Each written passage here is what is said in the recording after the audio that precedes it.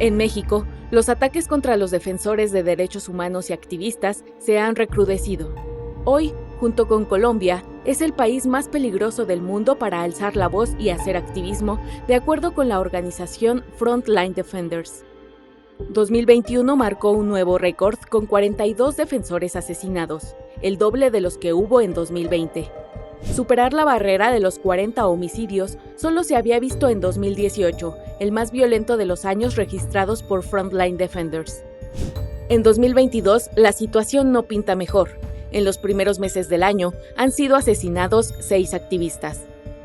El 10 de marzo pasado, el Parlamento Europeo condenó las agresiones contra los defensores de derechos humanos en México y manifestó su preocupación al afirmar que la violencia generalizada en el país se sigue intensificando.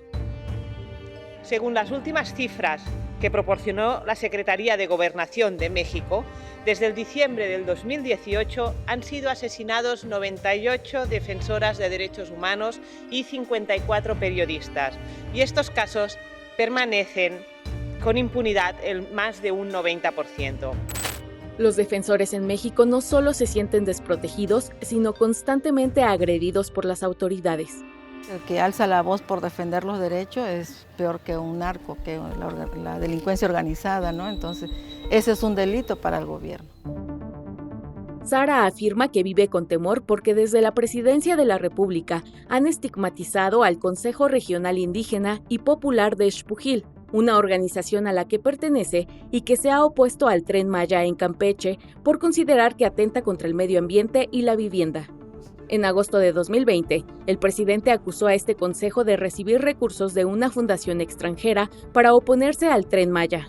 Nos dice que somos priistas, que somos de la extrema derecha, que somos conservadores, que somos ambientalistas, disfrazados de ambientalistas. Entonces nos empieza una difamación muy fuerte en contra de nosotros.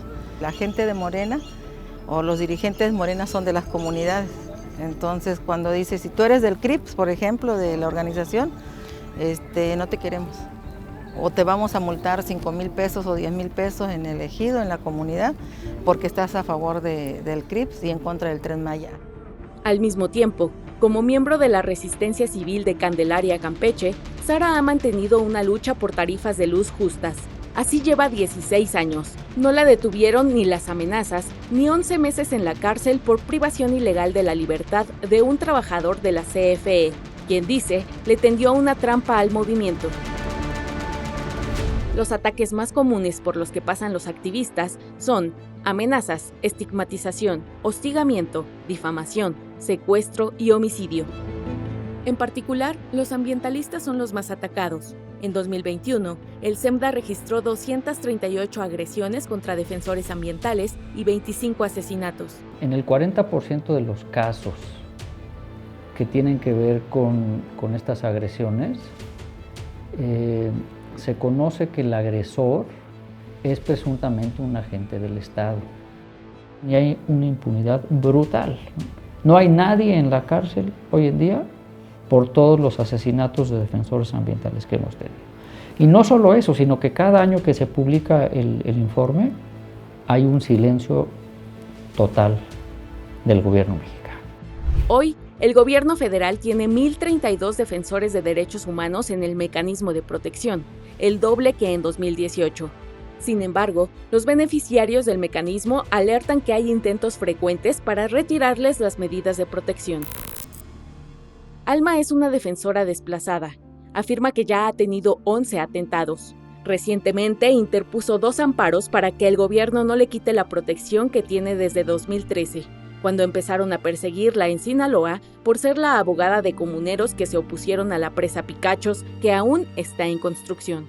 El juez séptimo distrito me concedió 2 suspensiones, una de plano contra el mecanismo para que no se me retirara nada de medidas. En mi caso no me permiten continuar con mi labor, me están acorralando, me están ahorcando, me están asfixiando, no sé si suicidarme o regresar a que me maten. Es terrible. Muchas de estas personas, y eso fue siempre un problema en el mecanismo y es hasta la fecha, permanecen durante muchos años en el mecanismo protegidos porque no cambian las condiciones que les generan riesgo.